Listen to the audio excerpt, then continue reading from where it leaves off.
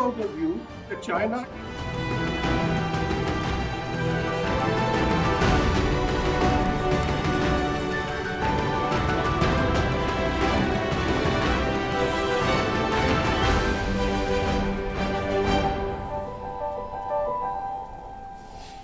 Hello and welcome to In Focus. Today we'll talk about measures for empowerment of women in the last 7 years. In line with PM Modi's vision, there has been a paradigm shift in all aspects of governance. Women are leading the way in India's development, and some of this government's most important work has been done in this domain of women empowerment, and from equality to empowerment, opportunities to justice. So we'll talk all about that in the next 1 hour. Eminent panel of guests will also be joining us to talk about this in detail. My name is Abhishek Mahajan and with me is my colleague Jaya. जी हाँ, ऐसी सरकार जहां महिलाओं को सम्मान भी मिले और सुरक्षा भी।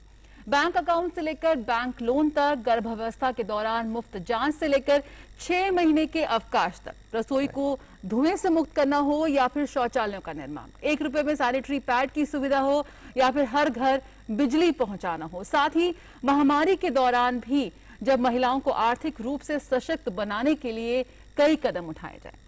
कैसे महिलाएं इन तमाम पहलों का लाभ ले रही हैं और ले सकती हैं, कैसे और ज्यादा महिलाओं तक हम इन कार्यक्रमों की पहुंच को सुनिश्चित कर सकते हैं, यही है आज हमारा इन फोकस #नारी शक्ति फॉर न्यू इंडिया। हमारे साथ हमारे खास मेहमान भी जुड़ गए हैं। दीपशिखा सिकरवार, ये senior editor Economic Times, Himani Mishra CEO and co-founder Brand Radiator, साथ ही रेखा अग्रवाल सीनियर एडवोकेट। आप तीनों का ही बहुत बहुत स्वागत है हमारे इस खास कार्यक्रम में। Right, Himani, if I can come to you first, I was going through your profile, and you have also got the Digital Women Award 2018. So first question will be from you. It would be the work done by the Modi government in the past 7 years, that is since 2014, for women. There have been several schemes launched, from Poshan Abhiyan to one-stop centers helping distressed women, to Beti Bachao, Ujjwala Yojana. There are many more, and several schemes also they have launched during the pandemic too. You want to go back, you want to highlight and remember the work done by this government for women since 2014? Sure. Thank you, Abhishek, and thank you, Jayaji, for having me here. Yes, there are live examples which we can talk about with what this government has done by our honorable, in the leadership of our honorable Prime Minister, Mr. Narendra Modi, in last 7 years. Nari Shakti for New India. I talk about Mudra loan, wherein 67% Mudra loan has been dispersed, or 83% Stand Up India loan sanctioned to women. Or if I talk about right to work at night guaranteed, if we go through the finer details, you know, there are smoke-free life for cover 8 crore women under Ujjwala Yojana. I'm sure if we talk about tier 2, tier 3 villages and locations like that, every woman would be thanking Mr. Narendra Modi for our Honorable Prime Minister for these kind of schemes being rolled out not only on papers but also at the ground level. I myself am a big example.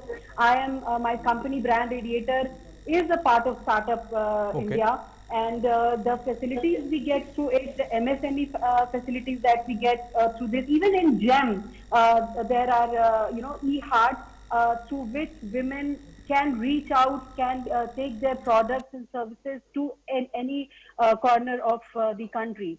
So there's a lot of work which our Honorable Prime Minister has done in last 7 years for empowerment of we women. And me coming back from a Cosmo and Metro city, staying almost more than a decade there, coming back to Bihar, establishing something in Digital India under the umbrella of Digital India and taking it across the corners of India. I think I owe a big thanks to our Honorable Prime Minister. बिल्कुल, you were also please go on. Yeah, you were, there is also one important scheme for women, which is self-help group, wherein there are 63 lakh women under self-help group under National Rural Livelihood Mission, which is again a commendable thing which government has done, a remarkable, collateral-free loan of up to बिल्कुल, तो ये कई तरह के इस तरह की पहले सामने आई हैं। बिल्कुल, यहाँ पे दीपशिखा को मैं यहाँ पे जोड़ना चाहूंगी। दीपशिखा, कई पहलों की शुरुआत हुई इस सरकार की तरफ से, लेकिन अगर मैं इस वक्त की बात करूं, जिस तरह से कोरोना महामारी में हर परिवार को हमने देखा वो जरूर प्रभावित हुआ है इस पैंडेमिक के चलते।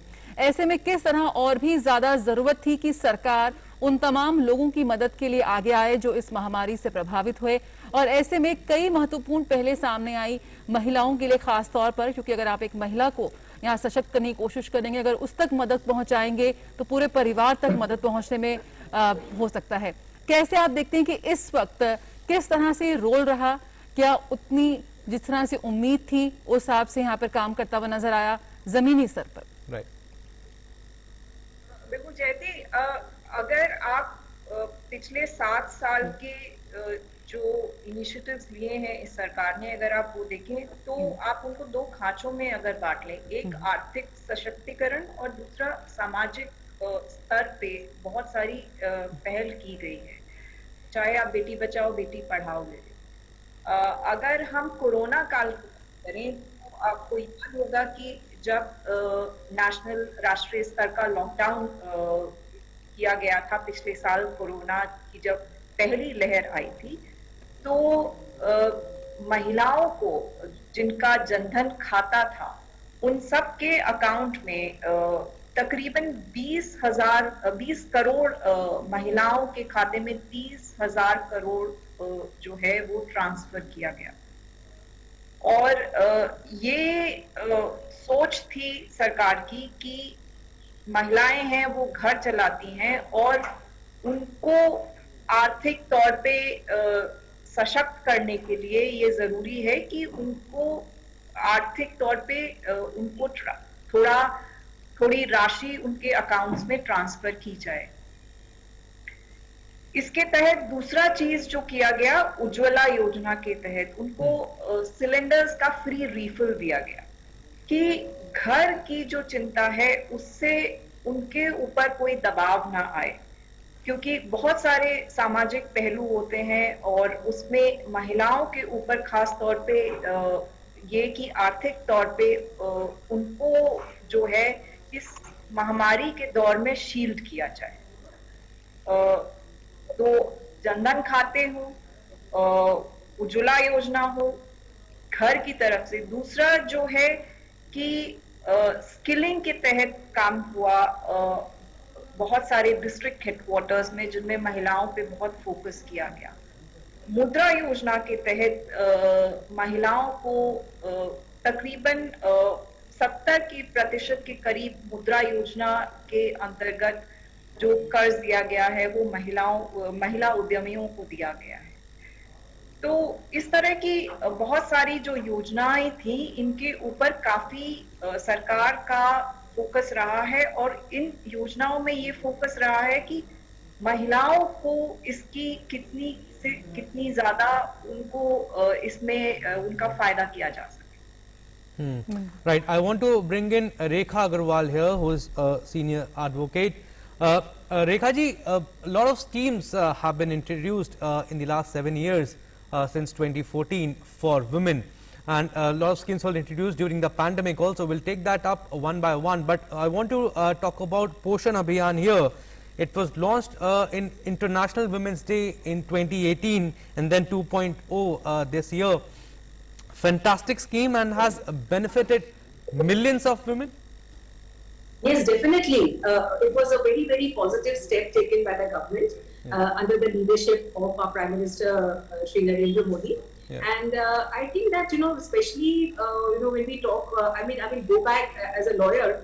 From the lawyer's legal perspective, I will say that our constitution itself, in its framework, has provided that all men and women have to be treated equally. And our government has been working continuously to ensure that there is no gender bias and there is no gender disparity on any ground whatsoever. And when Article 14 of the Constitution itself guarantees that there should be equality, and Article 15 of the Constitution further says that positive discrimination is guaranteed, so if it uplifts the status of women, so keeping the constitutional framework in mind and the guidelines which have been given in the Constitution, which are applicable not only to the center but also to the states, in terms of directive principles of state policy. I think within that framework, the government has definitely worked forward to see that every home, is able to lead under the head of the house, that is the man, as well as the woman who's leading the house, who is taking the entire burden of running the show during these hard pandemic times, that no family should suffer on any ground whatsoever. And therefore, this scheme that you're talking about has definitely ensured that there is equality and that there is a happy, normal way of life in every household, irrespective of the hard times that the entire world is facing at the moment, particularly in terms of the pandemic. So I would congratulate the Modi government for taking effective and very practical steps in this regard to ensure that every house under the Poshan scheme is able to get a nutritious meal, and that no house is starved, or even the people below the poverty line, they have been taken care of, and no house should be deprived, no kitchen should not be working because of these hard times. So I think that very positive steps have been taken, and of course there's a lot more to be achieved, but that is slowly going to be achieved by and by. And at the moment, we should only see things in a positive framework and not, be negative about every step. I mean, this is not the time to be, for the opposition to, take out their swords and have a slanking match against the government all the time. But I do think that Prime Minister Modi has done a great job. And the opposition has been, of course, distracting every move that has been made by the government in saying that this is not being done or that is not being done. But we have to look at the entire thing in a very, very positive mind, and I think that a lot has been achieved by the government. बिल्कुल, तो बिल्कुल व्यवहारिक कदम यहाँ पर उठाने होंगे और उन तमाम महिलाओं तक ये जो मदद है वो पहुँच सुनिश्चित हो जो इसकी असल में हकदार हैं। यहाँ पर हम बात करेंगे तमाम योजनाओं की भी। हिमानी, जिस तरह से हम बात कर रहे हैं महिलाओं में उद्यमशीलता को बढ़ावा देने की, एक बहुत बड़ा कदम था जहां पे सरकार की तरफ से महिलाओं को ये विश्वास दिलाया गया कि आप खुद में एक एंटरप्रेन्योर बन सकती हैं। आप घर के अंदर ही नहीं बल्कि घर की चारदीवारी से बाहर निकलकर भी अपने दम पर घर को चला सकती हैं, अपने परिवार का भरण पोषण कर सकती हैं। किस तरह से आप देखते हैं विभिन्न योजनाएं, स्टैंड अप इंडिया की बात करें, इन तमाम योजनाएं जब जमीनी स्तर पर कितना इसका असर आपको दिखा, खासतौर पर जब मुश्किल दौर रहा उस वक्त भी ये योजनाएं महिलाओं के लिए एक वरदान साबित हुई? जी जया जी, कोविड के टाइम में स्पेशली जब पूरी दुनिया त्रासदी से गुजर रही थी, ऐसे समय में कई परिवार रोजगार के साधन, उनके लिए रोजगार के साधन बहुत सीमित हो गए। इसके बावजूद जो सरकार ने योजनाओं को लागू किया, उस स्थिति में लोग महिलाओं को स्पेशली कंधे से कंधे मिलाकर चलने की एक अपॉर्चुनिटी मिली। परिवार को सपोर्ट करने का जो पहले माइंडसेट था कि नहीं मेल्स ही काम करें, स्पेशली मैं टियर 2 टियर 3 स्टेट्स की बात करूंगी, बिहार और झारखंड जैसे जहां जो स्पेशली रिमोट एरियाज है, वहां पे इन योजनाओं से बहुत लाभ मिला। मैं ई हार्ट के बारे में बता रही थी, ये हमने अभी बिहार में जो भी संघ बने हुए हैं, जो एमएसएमई ग्रुप्स बने हुए हैं, या कहीं भी आप दूसरे स्टेट्स में भी देखेंगे, अगर आप सडनली जाके वहां पे लिस्टिंग आप चेक करेंगी तो बहुत सी महिलाओं जो एक सीमित दायरे तक अपने चीजों को लेकर के जा रही थी, वो उस पोर्टल के थ्रू अपने सामान को, अपने सर्विसेज को काफी मतलब एक बड़े प्लेटफॉर्म पे उन्हें बेचने का मौका मिला। उन्होंने इस लॉकडाउन के दौरान एक और चीज की गई थी जिसमें टॉय फेयर लगा था, जो कि डिजिटल टॉय फेयर था, जिसमें कि फोकस रखा गया था कि जिस तरह के इंडियन टॉयज होते हैं उसका पूरा एक ऑनलाइन एग्जीबिशन चला था। और मैंने उसका रिस्पॉन्स देखा था कि इसमें बहुत सी ऐसी महिलाओं से जुड़ी हुई हूँ जो कि इस फील्ड में काम करती हैं। बहुत ही सराहनीय काम ये रहा है, ये प्लेटफॉर्म मिल पाया। तो 3 चीजों पे काम हुई, एक योजना बनी, योजना को धरातल पे लाया भी गया और एक्सेस टू इंफॉर्मेशन भी दिया गया महिलाओं को। तो ये भी 7 साल में जो ये काम किया गया है, 7 साल का रिजल्ट है एम्पावरमेंट का, विमेन एम्पावरमेंट का, नारी शक्ति फॉर न्यू इंडिया के लिए। तो इस तरह की काफी चीजें देखने में मिली। कुछ चीजें और थी, जैसे जो स्कीम्स हैं, अगर आप उन्हें ध्यान से हम देखेंगे तो उसमें विडोज के लिए भी, उसमें सिंगल मदर के लिए, उनके लिए भी अलग प्रोविजंस बनाए गए हैं। अगर आप स्टैंड अप इंडिया के पूरे प्रोविजंस को पढ़ेंगे तो काफी स्तर पे फीमेल्स को सपोर्ट करने का काम किया गया है। डिजिटल इंडिया की मदद से महिलाओं को सबल बनाने के लिए ऑनलाइन ई हाथ की जो मैं बात कर रही थी, ये एक आज के डेट में एक विश्व स्तरीय मंच है। समाज के हर वर्ग, हर धर्म की महिलाओं को इसका फायदा मिल रहा है। जेम पोर्टल जो है, घर बैठे उनके उत्पाद बाजार तक पहुंच रहे हैं। तो फायदा है, काफी फायदा है और सरकार लगातार काम कर रही है। परिवार के रोजगार के साधन बहुत सीमित हो गए थे, फिर भी कोई भी सीमित नहीं रहा और ऑप्शंस बहुत बढ़े हैं। महिलाओं को एक और दिक्कत हो रही थी स्कूल बंद होने की वजह से। तो अगर आप देखेंगे तो काफी जगह कैसे उनको भी एंगेज किया जाए, बच्चों को भी एजुकेशन के माध्यम से जोड़ा जाए, इस पे भी मतलब फीमेल्स के थ्रू कुछ इस तरह की योजनाएं आई हैं जिसपे सरकार काम कर रही है। अभी दूरदर्शन पे ई क्लासेस शुरू होने वाले हैं, जिससे कि घर बैठे ही बच्चे पढ़ाई कर पाएंगे। जी। Okay, and as per Pradhan Mantri Mudra Yojana too and the Stand Up India scheme that Himani also mentioned, one of the major beneficiaries of this scheme has been the women entrepreneur from small scale women entrepreneur, I should say. But again, Deepshikha ji, if we can come to you once again, I want to go back to 2017. The country held its first Global Entrepreneurship Summit in 2017, 4 years ago in Hyderabad, and the theme of the summit was Women First, Prosperity for All. And we remember Ivana Trump was the special guest in this event. This shows that women equality and the empowerment also has been the top priority and has been the top focus of this government. Definitely. If you actually see, the government started off with the ODF that, there would be a toilet in every home. Yeah. And if you look at the rural India, this was a huge step forward for women in rural hinterland. Yeah. Providing toilets in every home. A huge social message there. The women there used to face a huge issue, and that was taken on a mission mode. If you look at the other measures which have been taken to socially empower women, not just financially, not just to ensure that they become financially independent, to various schemes, Mudra Yojana, Stand Up Yojana, to provide, or even through women's self-help groups, e-heart, but also the measures taken, to remove taboos, social taboos, and to ensure that women are given their due place in the society.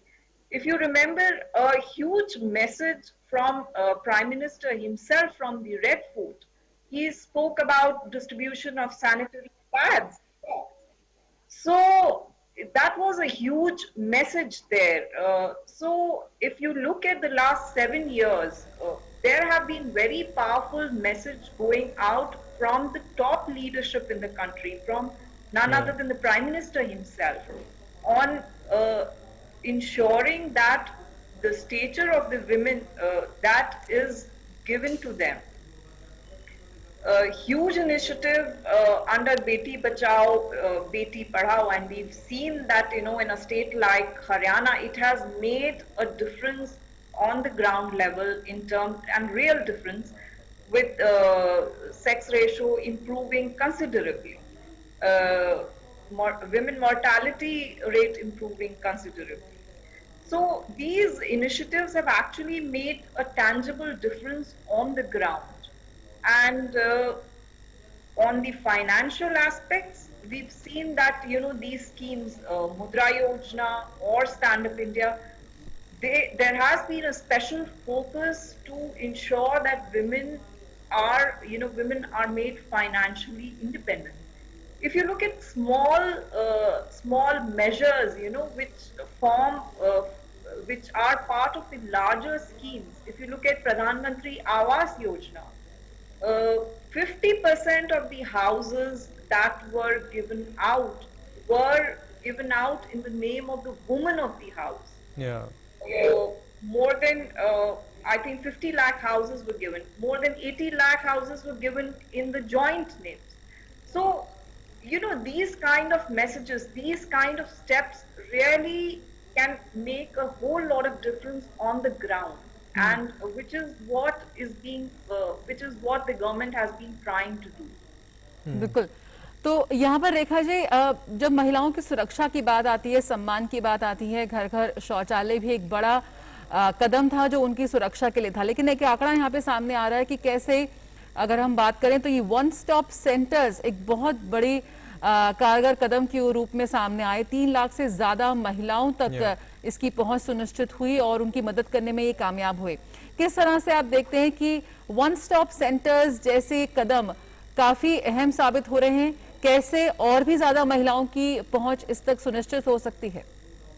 देखिए जय जी, यहाँ पे मैं कह सकती हूँ कि अभी तक जितनी भी बातें हम करते हैं ना, कि जितनी भी योजनाएं बनती हैं और जो बड़ी बड़ी बातें होती हैं कि महिलाओं के लिए सरकार ये कर रही है, वो कर रही है, परंतु जब तक वो प्रैक्टिकल नहीं हो पाते, मतलब किताबों में तो लिखना बहुत अच्छा लगता है कि आपने बड़ी बड़ी स्कीम अनाउंस कर दी, पर जब तक वो वास्तविकता पर, जिसको कहते हैं कि जमीनी स्तर पर महिलाओं को उसका कोई फायदा नहीं होता, उसका कोई लाभ नहीं उठा सकती, तो वो सिर्फ कागज के ऊपर रह जाती है, जिसका कोई मकसद नहीं है।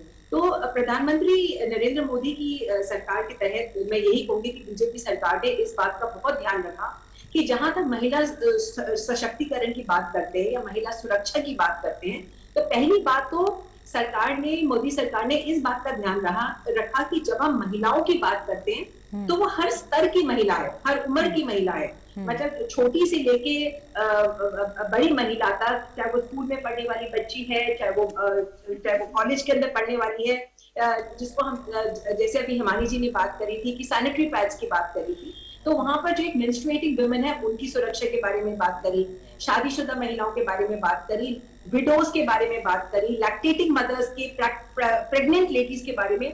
तो हर स्तर पर महिलाओं को हमको सुरक्षा प्रदान करनी है, सिर्फ महिलाओं को आपको एक ही रूप में या एक ही रोल में नहीं देखना है। तो उसके बाद में जब सुरक्षा की बात आती है कि जहां पर हमने देखा कि महिलाओं को कोई भी अपनी मुसीबत को या कोई प्रॉब्लम को उसका कोई निजात पाने के लिए जगह जगह पर धक्के खाने पड़ता था। उसको कभी जैसे अगर उनको कोई अपनी सुरक्षा से लेकर कोई प्रॉब्लम आती थी तो आप किसी पुलिस स्टेशन के ऊपर जाएंगे, वहां पर आपको जो ये भगाया जाकर ये कह के कि ये हमारे क्षेत्र अधिकार के अंदर नहीं पहुंच आता, आप फलानी पुलिस स्टेशन के ऊपर जाइए, आप यहाँ पे कंप्लेंट अपनी नहीं कर सकते। परंतु इन सब ऐसी सिचुएशंस के अंदर अक्सर क्या होता था कि महिला इतने हताश हो जाती थी कि अपनी कोई भी प्रॉब्लम को वो आगे नहीं लेके जाती थी और उसको यही लगता था कि यार धक्के खाने पड़ेंगे, इससे तो है इसको या तो प्रॉब्लम को हम इग्नोर कर दे, इसको साइडलाइन कर दे या उसको चुपचाप है बर्दाश्त कर ले। बट अब जो ये वन स्टॉप सेंटर्स आ गए हैं, यहाँ पर एक ही जगह जो है महिला अपनी कोई भी जो कंप्लेंट होती है उसको वो सोल्यूशन वहां पे प्राप्त कर सकती है, उसको क्षेत्र अधिकार के ऊपर या कानून के जो बड़ी बड़ी बातें हैं या तकनीकी बातों के अंदर उसको जो है फंसाया नहीं जाएगा और उसकी जो प्रॉब्लम का जो सोल्यूशन है वहीं पर ही प्रोवाइड किया जाएगा। और अगर कोई भी व्यक्ति कोई भी अफसर जो है, कोई पुलिस अधिकारी या कोई एडमिनिस्ट्रेटिव रोल के अंदर जो ऑफिसर होता है, अगर किसी महिला को प्रताड़ित करता है ये कहकर कि ये आपकी प्रॉब्लम का सोल्यूशन यहाँ पर नहीं हो सकता, उस अफसर के खिलाफ या पुलिस अधिकारी के खिलाफ भी आज ये प्रोवाइड हमारे कानून के अंदर आज प्रोविजन है कि उसके खिलाफ भी एक्शन हो सकता है। तो वास्तविकता की नजर से अगर देखें कि हमको महिलाओं को जो भी उनको मदद चाहिए अपने जीवन को सकारात्मक तरीके से जीने के लिए, जो उनको मदद चाहिए, आज सरकार ने, मोदी सरकार ने उन सब चीजों का एक one stop centre solution provide कर दिया गया है कि महिलाओं को अपनी कोई भी दिक्कत जब आती है उनको अपने जीवन के अंदर, जब अपनी सुरक्षा से रिलेटेड कोई प्रॉब्लम आती है तो उनको इधर से उधर नहीं जाना पड़ेगा।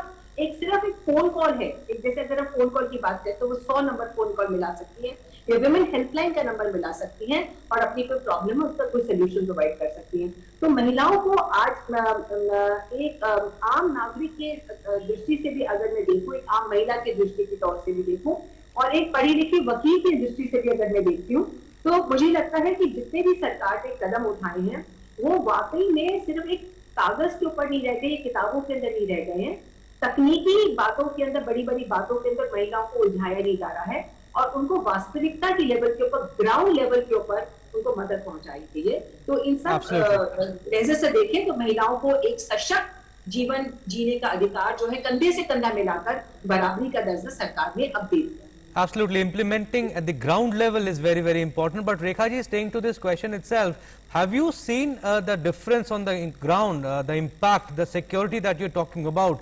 Because you are the best person to answer this question, have you seen it on the ground level? It's being done since the last 7 years? To some extent, particularly after the Nirbhaya judgment, in 2013, when the criminal law amendment was allowed, after that I see that the law has changed drastically in favor of women, where even the definition of sexual misconduct, sexual offences, rape, everything has been made so vast that every offence can be taken into account, and women will not be left to just get intimidated by technical jargon. So I think that a lot has been done.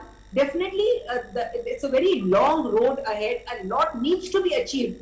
Since you asked me personally as a lawyer that how I feel about it, a lot has definitely been done where women's security and safety is concerned.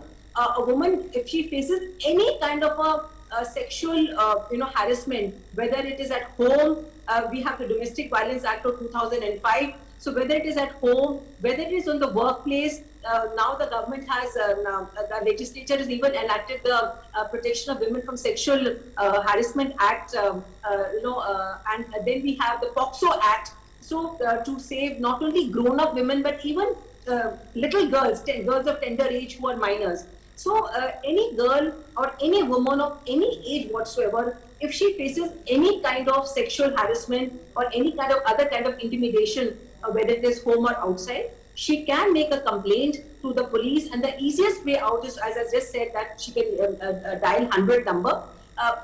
And my practical experience has been, as my clients have come and told me, that yes, telephone calls are answered immediately. The moment a lady calls up 100 number, the PCR van is there to help her out. Thereafter, the PCR may, of course, direct her to the concerned police station and help her out as to what has to be done.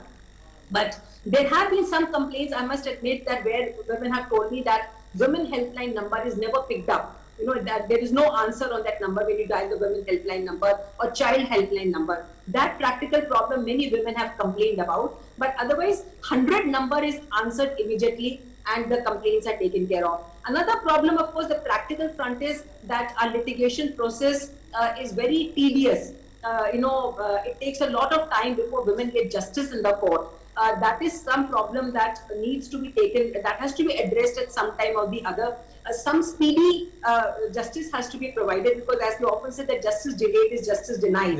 And we need more fast-track courts, especially to take care of offences and complaints which are made by women, whether it is of sexual harassment at home, in the office, at the workplace, even outside when women step out of their houses, to travel, whether it is in the buses or in the metros. So everywhere women face some kind of a sexual harassment, intimidation on one count or the other. Women are asked for sexual favors, so all those kind of things which are subtle sexual harassment. Sometimes the sexual harassment or safety problems that they face are very obvious. You can put a finger to it. Sometimes these problems are very subtle, they're under the surface, and these also need to be addressed. And I think for that, what we need is speedier, legal mechanism to provide speedy justice to women, and we need more fast-track courts, where the fast-track courts should be headed only by female judges. I think that will inspire more confidence in women, and they will be able to spell out their problems, with more strength and courage, and not feel shy or intimidated in that regard. So if we have more courts and we have a time-bound, framework in which the need to be addressed. Rekha ji, lot has to be done, and a lot has been done also. Deepshika ji, you want to add anything to this? No, I think Rekha ji summed up very well. There has been a lot of changes to our legal system, to our laws, to ensure greater safety of women in the country. Laws have been tightened after the Nirbhaya judgment, particularly. Now, even in juvenile justice, age has been lowered to ensure that no one goes scot-free, just because someone's not 18. there is sexual harassment or rape. So laws have definitely been strengthened. What needs to be done more, and which I think Rekha ji pointed out very clearly, and in her experience as a lawyer, the road is very long. We have really come very far in terms of providing a legal framework. The implementation, the execution on the ground has improved, but definitely more needs to be done on this. And besides the legal, as the legal system progresses, what is parallelly happening is the government is creating a framework which will ensure that women become more financially independent, and also some issues wherein they were, socially not considered equal to men or considered below that, those issues are being addressed by ensuring they are treated equally. If I could just take the example of offering permanent commission to women in Army and Navy. Now, that's a huge step forward because there was a discrimination happening there. So such steps have been taken to ensure that, sex-based discrimination against women does not happen. That is stopped, and measures are taken to sort of remove, the social taboos, which had sort of been seen as, a hurdle in progress of women, or seen as, impacting their social stature. So those steps have been taken.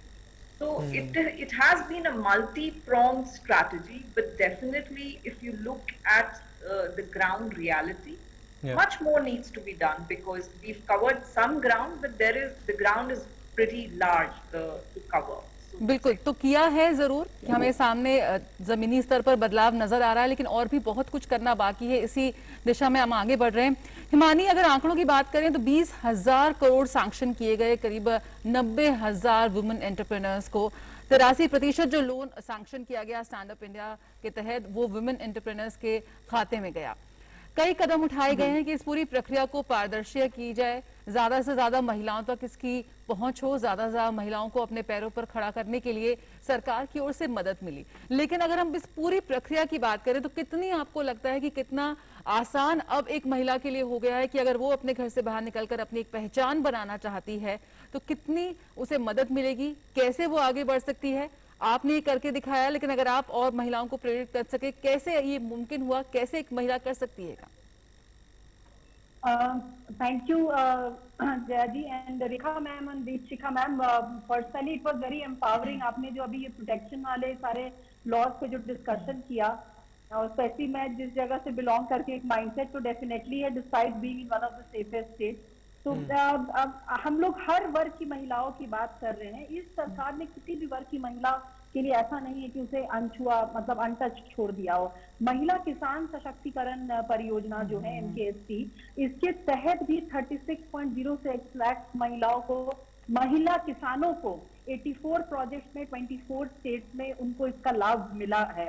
तो हर तरफ से कोशिश की जा रही है कि हर वर्ग की महिलाओं को जितनी बेनिफिट हो सके दिए जा सके।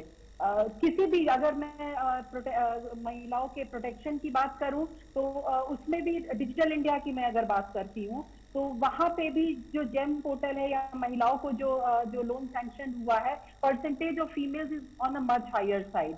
गवर्नमेंट ने जो प्लान अनाउंस किया है 6,000 करोड़ का, that is for improving the quality of institute for dedicated industrial training institute for women and setting up women wings in such institution। तो आप ये भी एक बहुत बड़ा कदम है, क्योंकि दो पार्ट होता है, एक जो महिलाएं करना चाहती हैं उन्हें सपोर्ट करना, plus basic education system, basic training system के लिए भी सपोर्ट देना।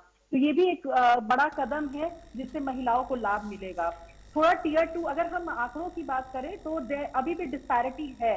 डिजिटल के थ्रू, क्योंकि पेंडेमिक में सारे लोग का रीच कम हो गया। आज देखिए कितनी खूबसूरत बात है, हम लोग अलग अलग जगहों पे बैठे हुए एक दूसरे से कनेक्टेड हैं डिजिटल के पावर से। But there is a disparity, आप रूरल और अर्बन एरिया में बात करेंगे तो इसी के अंडर डिजिटल बेटी करके एक मुहिम है जो कि डिजिटल इंडिया कैंपेन है to train women for digitization. There are centers for it, जो डिजिटाइजेशन सेंटर्स बने हुए हैं। तो ये एक नया कदम उठाया गया करीब 1.5-2 साल पहले, जहाँ पे कि जो स्टॉक्स जो कि प्रतिनिधि है वो महिलाएं ही हैं, लड़कियां हैं।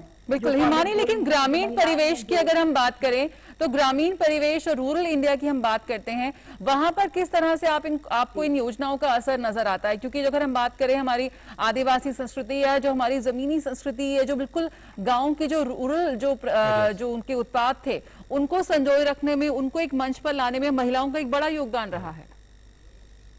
जी, इसमें जो सपोर्ट पूरी तरह से दिया गया है वर्किंग कंडीशन को देखते हुए और उनके रेम्यूनरेशन को। अब यहाँ पे सबसे बड़ा एग्जांपल रूरल एरिया में आता है आंगनवाड़ी सेविकाओं का। नवंबर 2018 से लेकर के उनके रेम्यूनरेशन को 3,000 से बढ़ा करके 4,500 किया गया। और इस बात से हम सब सहमत होंगे कि उनका बहुत बड़ा आंगनवाड़ी सेविकाओं का रोल रहा है अभी कोविड में और वैक्सीनेशन ड्राइव में। तो गवर्नमेंट उस एरिया में भी, और इनका रोल आगे भी काफी रहेगा। तो गवर्नमेंट हर तरीके से चाह रही है कि घर घर तक योजनाएं पहुंचे, ऐसा नहीं हो कि वो सीमित रह जाए। और मुझे ये भी उम्मीद है कि जहां गैप्स हैं इम्प्लीमेंटेशन में, उसमें सरकार जरूर आगे आएगी। जो भारत नेट है जिसके थ्रू ये तय हुआ है कि हर गांव को डिजिटली जोड़ा जाएगा, टेक्निकली जोड़ा जाएगा, ताकि योजनाओं का लाभ लेने में उनके लिए आसानी हो जाए। तो ये इसको इसमें थोड़ी तेजी लाने की डेफिनेटली सरकार को जरूरत है। और ये तभी संभव हो पाएगा जब वहां पे महिलाएं जो जमीनी स्तर पे काम कर रही हैं उनको ज्यादा फैसिलिटी, ज्यादा कंफर्ट दिया जाएगा। सिक्योरिटी एक बहुत बड़ा रीजन है जो जिससे हमने अभी डिस्कशन किया। तो ये मैसेज भी बार बार जाते रहना चाहिए कि बाहर निकल के काम करना ऐसा नहीं है कि आपके लिए मुश्किल होगा या दिक्कत होगा। महिला शक्ति केंद्र है जिसमें कि 115 मोस्ट बैकवर्ड डिस्ट्रिक्ट्स को एम्पावर किया जा रहा है, रूरल वुमेन को, इन terms of skill development, in terms of digital literacy, in terms of health and nutrition. और टारगेट ये है कि ये विमेन हमारे फिर फ्लैग बियरर्स बनेंगी जो आगे इन चीजों को, बाकी महिलाओं को इससे जोड़ेंगी और आगे लेकर के जाएंगी। और कैपिटल पनिशमेंट में जो चेंज किया गया है कि किसी भी लड़की जिसकी उम्र 16 साल से कम है उसको 10 साल से बढ़ा के 20, उसका अगर रेप होता है तो उसके पनिशमेंट को बढ़ा के 10 साल से 20 साल किया गया। ये भी एक बहुत बड़ा स्ट्रिक्ट मैसेज है जिसमें कि महिलाओं को दूसरी बात नहीं सोचनी पड़ेगी कि मैं निकल रही हूँ तो भाई आगे क्या होगा। Women entrepreneur, self help group, NGO, 7,000 से ज्यादा प्रोडक्ट्स हैं जो जेम प्लेटफॉर्म पे अगर आप चेक करेंगे, विमेनिया और SWAYATT करके है, आप उसमें चेक करेंगे GeM platform, more than 8,000 women entrepreneurs are there. और ये आंकड़ा पिछले 1.5-2 साल में काफी, स्पेशली कोविड के बाद काफी स्पाइक पे गया है। 2014 में जहां पे कि 20 लाख सेल्फ हेल्प ग्रुप बने थे, वो करीब 2.5 करोड़ फैमिली को कवर अप करती हैं, ये डेटा है। और अभी 45 लाख विमेन हेल्प ग्रुप्स बन गई हैं पिछले, मतलब 2014 से मैं अगर अभी कंपेयर करूं तो जिसमें कि ये 45 lakh women self help group, they are covering around 5 crore active women, and I am talking about active women participants in this. तो हर तरफ से सरकार कोशिश कर रही है। ग्राउंड लेवल पे डेफिनेटली हमें थोड़ा और काम करने की जरूरत है ताकि हर घर तक ये पहुंच पाए। विमेन डिग्निटी जो टॉयलेट इंस्टॉलेशन वाली जो हर रिमोटेस्ट ऑफ एरिया में किया गया, विमेन डिग्निटी की तरफ बहुत बड़ा कदम है जो कि बहुत परेशानी आप किसी एक हम लोग 3-4 महिलाएं अभी हैं इस प्लेटफॉर्म पे, अगर हमसे आप बात करेंगे तो हमें उसकी भी अजीब लगता है कि कैसे वो माहौल था और आज ये इस माहौल को बदला गया है टॉयलेट इंस्टॉलेशन के स्कीम के माध्यम से।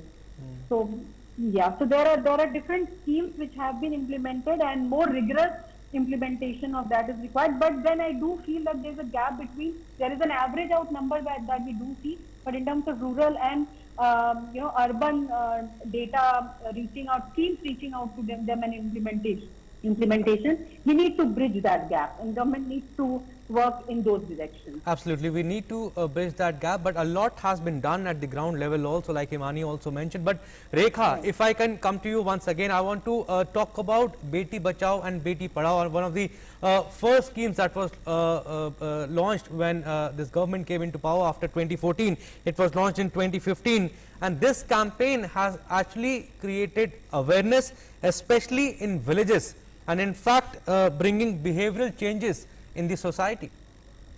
Yes, definitely. I think that is one of the most important and laudable schemes that the government has started, Beti Bachao, Beti Padhao. And I think that I will go back, to the genesis of this scheme, this Yojana, which was started by the government. We should not forget that, howsoever big that we may talk on these various programs, about equality between men and women, and that beta beti mein koi farak nahi hai, dono barabar hai. But the reality, especially in the villages and in the rural areas, still remains that a woman, that a girl child is not equal to a boy. And there is a disparity which remains, particularly the mindset has not changed. So we should not forget it, but that that in the neighboring state of Haryana, the sex ratio is so badly skewed that the number of girls are much less than the number of boys. And there have been, despite the fact that we have the such strong laws to stop sex determination during the pregnancy stages. We have the prenatal diagnostic test, which is kind of barred in all over the country. That no woman can be forced to undergo a sex ratio, sex test, sex determination test, etc. But the reality still remains that not only in the metro cities, but even in the villages, particularly, women are discriminated, and even when they are born, if the girl child is born, the due status is not provided to her as is being guaranteed to her under the constitution. That is the status of equality. So when a girl child, when the mindset, the social cultural mindset remains that a girl child is inferior to a boy child, to a male child, then the girl is always being subjugated. Her value has been much less compared to a boy, because ultimately she's supposed to be what is called a paraya dhan. So all that she can achieve in life is get married and go away. And then as if she's not allowed to study further, and because the moment she gets more education, she's supposed to get more power to herself, which is not accepted even till date in the rural sector, where women are supposed to be good for nothing except to cook food, get married and have children. So in that background, the Modi's government scheme of Beti Bachao, Beti Padhao, that has been a very, very important scheme which has guaranteed, made a positive step in that direction to ensure that a girl child is not given a status inferior to that of a boy child, and that education is the first step. Education is the first step which guarantees equality to a girl vis-a-vis a boy. So with that background in mind, which I talked about, the social ethos that unfortunately we still harbor, कि लड़की जो है वो लड़के से कम है. So that mindset is now gradually changing even in the rural sectors, and now more and more schools are opening where right to education has now been recognized. The right to education has now been recognized as a fundamental right guaranteed under the constitution. हमारा संविधान ये protection देता है कि हर लड़की को एक basic education जो है उसको जरूर मिलेगी. So now when these schools are now, first of all, sex determination tests are being stopped so that बेटी बचेगी. अगर बेटी बचेगी नहीं तो आप उसको पढ़ाओगे क्या? So बेटी को बचाने के लिए जो कानून बने हैं, those have now become very stronger. They have become very realistic. No hospital can have a sex determination test, in its laboratory. That is not permissible. Strong action is taken against them. Even where a medical termination of pregnancy act is there, MTP act is there, no woman can be forced to, go in for, terminating her pregnancy if it is found out that, she's having a female child, in her womb. So all those laws, keeping in mind all those laws, that now I feel that now girls are being encouraged. Even parents are now realizing that girls are capable of much more than just cooking food, than just getting married and just helping in producing children. So girl is a very important part, a girl child is a very important part of a society, and that is not being recognized. Even in the rural sector, more and more schools are opening. Right to education has become a constitutional fundamental right which needs to be protected and which is now guaranteed under the constitution. Usko dhyan mein rakhte hue, I think now with this scheme, it has become effective. If effectively implemented, more and more girls are now going to school. They are getting basic education, not only basic education, even higher education. And our government is ensuring that, as they say, that the sky is the limit in terms of education and in achieving your dreams. And Deepshika ji, staying to this question, you think this scheme is a big push to the statement that girl and boy are equal, and a lot has to be done, but a lot has been done in this regard, and after launching this scheme, Beti Bachao, Beti Padhao, it's a big push? Definitely. Socially, a very important message there, that we have to save our daughters, we have to educate our daughters. Only then, we will have a complete society. And if you actually look at the data, in Haryana, the scheme has actually made tangible difference on the ground. The sex ratio was 918 in 2014, and it improved to 934 in 1920. So substantial improvement there in the girl is to boy sex ratio there, which means that the scheme has actually been able to make a difference in the society there. The message is going there. However, there still is a gap. It's 934 girls to 1,000 boys. So there is a huge gap which we need to improve further. But the fact that, in 5 years, we could raise the ratio from 918 to 934 speaks itself, makes it obvious that the message has definitely gone. It has been conveyed that we need to save our daughters. A whole lot of measures have also been taken. There are schemes, even like in Haryana, we've seen that there were scholarship schemes sort of rolled out locally by the state governments for promoting girls' education and so on.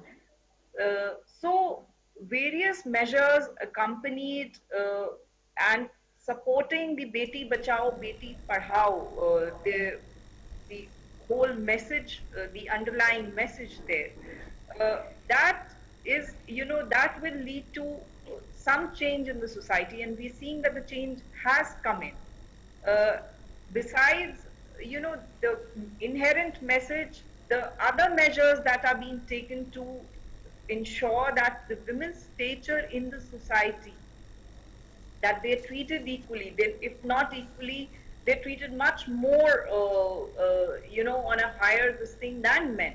बिल्कुल, तो एक समानता किस तरह से हो सकती है महिलाओं पुरुष में, चाहे बात हो कार्यक्षेत्र की या फिर घर की चार दीवारी में, वो कैसे सुनिश्चित किया जाए, इसका खास तौर पर ख्याल रखा गया। हिमानी, जब हम बात करते हैं वर्किंग वुमेन की, तो जाहिर है कि अगर हम वर्किंग वुमेन की बात करें तो थोड़े से ज्यादा किस तरह से उनका ख्याल रखा जा सकता है, जो कि वर्किंग वुमेन सिर्फ एक वर्किंग वुमेन नहीं होती है, वो घर भी संभालती है और बाहर भी जाती है। कई तरह की यहाँ पर प्रावधान किए, अगर हम बात करें मैटरनिटी लीव यहाँ पर बढ़ाई गई महिलाओं के लिए, छोटी छोटी चीजें यहाँ पर आगे की गई। अगर आपके घर की नेम प्लेट पर आपके पति के साथ आपका नाम भी हो, कितना बड़ा संदेश ये देता है महिलाओं के स्वास्थ्य के लिए, महिलाओं की सामाजिक सुरक्षा के लिए और महिलाओं के अपने आत्मविश्वास के लिए। Before I answer to this Jaya ji, मैं एक बात जरूर सबको ऐड करूंगी। NARI NARI, national repository of information for women करके एक प्लेटफॉर्म है, उसके ऊपर सारे स्कीम्स लिस्टेड हैं। There are around 350 government scheme. तो उस पे जरूर, जो एक बार बार ये क्वेश्चन आ रहा है कि कैसे पता चले कुछ मिस आउट ना हो, तो मैं ये जरूर रिक्वेस्ट करूंगी सारी महिलाओं से कि उस पे जरूर चेक करते रहें कि आप कहाँ रेलेवेंट हैं, कहाँ फिट हो रहे हैं। वर्किंग विमेन के लिए काफी सारे स्कीम लाए गए in terms of any sexual harassment punishment at the working place और in terms of maternity leave being extended to 6 months। यहाँ तक कि working women new hostel scheme भी लाया गया जिसमें कि एग्जिस्टिंग वाले को एक्सपैंड किया गया, जिनका फॉर मेट्रोज उन्होंने एक अलग ब्रैकेट रखा है, फॉर नॉन मेट्रोज उन्होंने एक अलग ब्रैकेट रखा है। तो ये भी एक बहुत बड़ा सपोर्ट है जो फीमेल्स को मिल रहा है। प्रधानमंत्री मातृ वंदना योजना स्कीम जो है, जिसमें कि डीबीटी के थ्रू जो प्रेग्नेंट विमेन है या लैक्टेटिंग मदर्स हैं उनको सपोर्ट दिया जा रहा है, जिनको हेल्थ एडवाइजरी चाहिए, ये गवर्नमेंट वो वहाँ पे विमेन इसके थ्रू सपोर्ट ले सकती हैं, एडवाइस ले सकती हैं। तो इससे एक बहुत मेंटल सपोर्ट मिलता है। गर्ल चाइल्ड कैन, अभी मैं बात करूं Sukanya Samriddhi Yojana, since we are talking about Beti Bachao Beti Padhao, और ये this also leads to working women, क्योंकि अगर काम करना है, बाहर निकलना है, तो basic education has to be in place. And trust me, I belong from the clan who has faced it, we are just 3 daughters, और हमारे पेरेंट्स ने बहुत सपोर्ट किया था, फादर मदर ने, बट वो सोसाइटी का प्रेशर कैसा होता है, क्योंकि उस समय स्कीम्स नहीं थे कि मतलब 12th पास करना मतलब वो टेंशन होता था कि शादी हो जाएगी। बट आज गवर्नमेंट के सपोर्ट की वजह से मानसिकता भी बदली है, लोगों की सोच भी बदली है, और बदलने की जरूरत है। So I can this schemes are very personal to me as well, और आई एम वेरी हैप्पी कि इस तरह की चीजें रोल आउट की गई। सुकन्या समृद्धि योजना है जिसमें कि गवर्नमेंट बैक के सेविंग स्कीम्स है, girl child up to age of 10 years उनके लिए सेविंग हो जाती है, उनका अकाउंट ओपन हो जाता है। तो it is empowerment since a very tender as. उनके हाथ में ये एम्पावरमेंट दे रही है गवर्नमेंट। मुस्लिम विमेन को हज पे जाने का विदाउट मेल गार्जियन ये भी अलाउ किया गया। तो किसी भी सेक्शन को छोड़ा नहीं है गवर्नमेंट ने। और मैं अगर बात करूं working women hostel, again it's a wonderful scheme. जो फीमेल्स रहती हैं मेट्रोपॉलिटन सिटीज में उनके लिए बहुत बहुत बड़ी स्कीम है। तो और वर्किंग विमेन के लिए ऑफिसेज में इन टर्म्स ऑफ स्मोकिंग एरिया के टर्म से भी, अगर आपने, ये छोटी छोटी चीजें हैं बट इस तरह के प्रावधान बनाए गए कि स्मोकिंग एरिया अलग होना चाहिए, और अलग अलग तरह के स्कीम। मटर्निटी की अगर आप बात करें तो नाउ ये कोई आप ये लीव विदाउट, ये भी क्लियर होना चाहिए कि 6 months का जो मटर्निटी लीव है that is a paid leave. So this should be very clear. हाँ बिल्कुल, बहुत छोटी छोटी चीजें थी ये, लेकिन एक बड़ा बदलाव ये लेकर आई उन महिलाओं के लिए, और वाकई में महिलाओं के जीवन को थोड़ा आसान करने में काफी मददगार साबित हुई है। समय खत्म हो रहा है, लेकिन रेखा जी चलते चलते एक आखिरी बहुत ही संक्षिप्त में आपसे जानना चाहेंगे कि इस विषम परिस्थितियों से इस वक्त जब हम गुजर रहे हैं, कैसे आप देखती हैं कि एक बड़ा मूलचूल बदलाव आया। यहाँ पर हम व्यवहारिक बदलाव की बात भी करें और महिलाओं के लिए एक बड़ा सपोर्ट सिस्टम के तौर पर यहाँ पर खड़ा करने की जो बात हुई, विभिन्न एजेंसीज जब एक रूफ के अंदर आके काम करती हैं, तो किस तरह से आप देख रही हैं इसको? देखिए, अगर इसको एक लार्जर पर्सपेक्टिव में, परिप्रेक्ष्य में देखें तो सरकार ने स्कीम्स बहुत बनाई है। हिमानी भी सारी स्कीम्स के बारे में अभी जो बताया, सरकार ने बहुत अच्छी अच्छी स्कीम्स बनाई, और स्पेशली अभी जो पैंडेमिक टाइम्स है उसके अंदर भी बहुत बुरी स्थितियां हैं जिसमें से हम लोग सब निकल रहे हैं। मुझे लगता है कि जो सबसे बड़ी जो प्रॉब्लम आ रही है वो अवेयरनेस की आ रही है, जागरूकता के बारे में आ रही है। वो जागरूकता, सबसे पहले तो हमें अपने मन को बदलना होगा, अपनी मानसिकता को बदलना होगा। महिला सशक्तिकरण तभी पॉसिबल होगी जब सबसे पहले हम अपने घर के अंदर महिला सशक्तिकरण करें, और रियल एजुकेशन घर से ही शुरू होती है, बदलाव घर से शुरू होता है। सबसे पहले अपनी घर की महिलाओं को वो जो सम्मान देने की कोशिश करें जो हम बाहर से अपेक्षा करते हैं कि बाहर के लोग हमारी महिलाओं को वो सम्मान देंगे। तो उस दृष्टि से अपनी घर की महिलाओं को सम्मान देना शुरू करें, महिलाओं को वो संवैधानिक अधिकार दे जो संविधान के प्रोवाइडेड है, बराबरी का। और अब तो बराबरी के साथ साथ हम 2 कदम आगे जाने की भी बात करते हैं। तो उस जागरूकता को लाना जरूरी है। सशक्तिकरण तभी शुरू होगी जब हमारा मानसिक बदलाव होगा, और उसके बाद भी हमें महिलाओं को से हमें कोई थ्रेटेंड नहीं फील करना चाहिए कि महिलाएं हमारे से आगे निकल जाएंगी। अगर महिलाएं हमारे से आगे निकल जाएंगी तो हमें उसको इनकरेज करना चाहिए, और उनको अपने से कहीं से भी कम नहीं सोचना चाहिए कि अगर हमारे से आगे निकल जाएगी तो क्या हमारे घर की जो स्थिति है वो खराब हो जाएगी, हमारा घर का जो डिसिप्लिन है, महिलाएं अगर बाहर निकल जाएंगी तो घर को कौन संभालेगा। महिलाओं को जैसे कहते हैं ना, पंख निकल आएंगे, तो महिलाओं के पंख नहीं निकलेंगे, महिलाएं आपके घर को अच्छा ही बनाएंगी, चाहे वो अकेली है, अविवाहित है, सिंगल वुमेन है, चाहे वो मैरिड वुमेन है। अगर सिंगल है तो भी वो समाज के अंदर एक इम्पोर्टेंट हिस्सा रखेंगी, वो किसी से कुछ अपेक्षा नहीं करेगी। और अगर मैरिड वुमेन है तो अपने पति को, अपने बच्चों को हर तरीके से ऑफिस के अंदर वो जो है एक इम्पोर्टेंट सिटीजन, एक भारत की इम्पोर्टेंट जिम्मेदार नागरिक का ही रोल अदा करेंगी अगर हम महिलाओं को आगे इनकरेज करेंगे और उनको वो हक प्रोवाइड करेंगे जो हमारा संविधान कहता है कि हमें उनको प्रोवाइड करना चाहिए। Absolutely, very nicely and very properly put forth by Rekha Agarwal. Thank you so much. We are running short of time. I think we have touched upon all the points, and permanent commission to women officers, we could have talked about it, but we'll have to wind it up here. Thank you so much, all of you. Himani, Rekha ji and Deepshika ji, thank you so much for giving us your precious time. बिल्कुल, जब हम नए भारत के निर्माण की बात करते हैं, आत्मनिर्भर भारत के निर्माण की बात करते हैं, तो एक महिला का आत्मनिर्भर होना बहुत ज़रूरी है आपके पूरे परिवार के लिए, आपके समाज के लिए, आपके देश को आगे बढ़ने के लिए। तो इस वक्त तमाम पहले यहाँ तमाम स्कीम सरकार की ओर से आई गई हैं। बहुत ज़रूरत है कि इसकी पहुँच ज़्यादा से ज़्यादा महिलाओं तक हो, और इसमें आपको और हमें दोनों को ही अपनी जिम्मेदारी निभानी है, क्योंकि जो बदलाव आप देखना चाहते हैं आपको खुद वो बदलाव बनना पड़ता है। तो अगर आपको भी जानकारी है, कोई इस मदद की जरूरत है किसी महिला को, किसी परिवार को, तो आप उस तक इस जानकारी को तुरंत पहुंचाएं। Absolutely, like PM Modi had also said that women empowerment is very crucial to India's growth, and days of seeing women as homemakers have gone, and we have to see women as nation builders. That's all we have in focus today, but before we go, it's a reminder to wear a face mask before you step out of your house. Unlocking might have started, but you cannot lower your guard. Follow COVID appropriate behaviors. Namaskar.